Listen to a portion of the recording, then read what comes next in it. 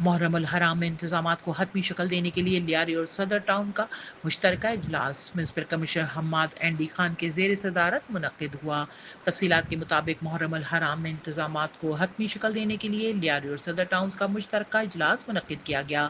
اجلاس کی صدارت کرتے ہوئے municipal commissioner Hammad N D Khan نے کہا کہ محرم الحرام میں بلا تفریق رنگ و نسل باہمی اتفاق و محبت کے ساتھ ہم تمام اہم انتظامی معاملات میں ایک دوسرے کے ساتھ مکمل تعاون کر رہے ہیں تاکہ عزاداران حسین کو کسی بھی قسم کی مشکلات کا سامنا نہیں کرنا پڑے۔ نظامت کے فرائض انجام دیتے ہوئے میونسپل کمشنر صدر نور حسن جوکیو نے بھی مشترکہ اجلاس میں اپنے خیالات کا اظہار کیا۔ اس موقع پر اجلاس میں پولیس افسران اور قانون نافذ کرنے والے اداروں کے افسران کے علاوہ منتظمین و علماء فقہ جعفریہ کے علاوہ متعلقہ میونسپل افسران نے بھی شرکت کی۔